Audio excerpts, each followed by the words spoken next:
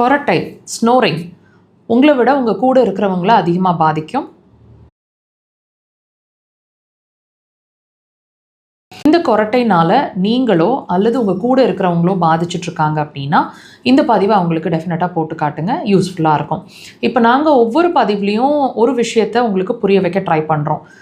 நீங்கள் சொல்லிகிட்டு இருக்கக்கூடிய அல்லது உங்கள் உடல் உங்களுக்கு சொல்லிகிட்டு இருக்கக்கூடிய ஒவ்வொரு விஷயமே வியாதி இல்லை, வியாதியோட அறிகுறி மாத்திரமே அப்படின்னு சொல்லிட்டு, அந்த வகையில் இந்த கொரட்டையும் ஒரு வியாதியோட அறிகுறி அப்படிங்கிறத நீங்கள் ரியலைஸ் பண்ணிக்கோங்க. இந்த ஒரு பிரச்சனை வர்றதுக்கு என்ன காரணமாக இருக்கும், இதோட வேறு என்னென்ன சிரமங்கள் இருக்கும், இதுக்கு எப்படி சொல்யூஷன், இது எல்லாத்தையும் இந்த பதிவில் நம்ம பார்க்க போகிறோம். உங்களோட இந்த கொரட்டை வர்றதுக்கு முக்கியமான காரணம்னு சொல்லப்படுறது உங்களோட நுரையீரல், இரண்டாவது உங்களோட மலக்குடல். இப்போ இதை எப்படி நம்ம கிராஸ் செக் பண்ணிக்க முடியும்? இந்த 2 உறுப்பு நம்ம சொல்லிட்டோம். எப்படி நம்ம கிராஸ் செக் பண்ணிக்க முடியும்னு கேட்டால், இப்போ நான் சொல்லக்கூடிய சிம்டம்ஸையும் உங்களுக்கு இருக்கான்னு வாட்ச் பண்ணுங்கள். நான் ஒரு 10 கம்ப்ளைண்ட் சொன்னேன்னா குறைஞ்சபட்சம் 1ஆவது உங்களுக்கு இருக்கக்கூடும்.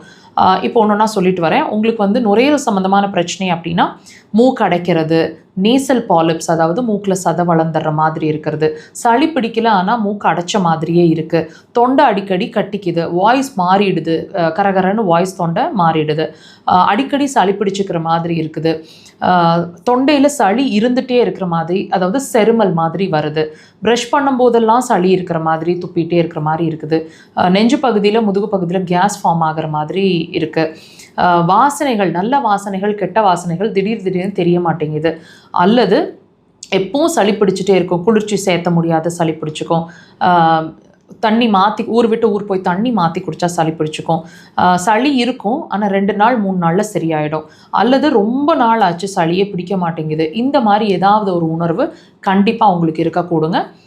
அண்ட் காரம் உங்களுக்கு ரொம்ப பிடித்தமான ஒரு டேஸ்ட்டாக இருக்கும்.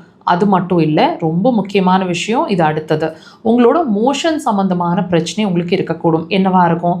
அடிக்கடி மோஷன் போகிறது, டைம் இல்லாமல் மோஷன் போகிறது, ஒரு நாளைக்கு குறைஞ்சபட்சம் 2 தடவையாவது மோஷன் போயிட்டுருக்கீங்க, மோஷன் போயிட்டு வந்தால் கூட மறுபடியும் மோஷன் போகணும் போல் ஃபியூ மினிட்ஸ்லேயோ ஹவர்ஸ்லேயோ மறுபடியும் அந்த உணர்வு வரக்கூடும், கேஸ் நிறைய ரிலீஸ் ஆகிட்டுருக்கிற மாதிரி இருக்கும்.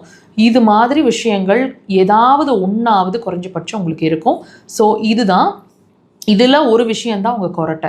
ஸோ டெஃபினட்டாக உங்களோட இந்த பிரச்சனைகள் இருக்கிறதுக்கான ஒரு அறிகுறியாக உங்கள் கொரட்டை உங்களுக்கு உணர்த்திட்டுருக்கு. இதுக்கும் அதுக்கும் சம்மந்தம் இருக்குங்கிறத அட்லீஸ்ட் இப்போவாவது புரிஞ்சுக்கோங்க. ட்ரீட்மெண்ட் அப்படிங்கிற பட்சத்தில் அக்குபஞ்சர் சிறந்த தீர்வாக இருக்கும். கண்டிப்பாக ட்ரை பண்ணுங்கள்.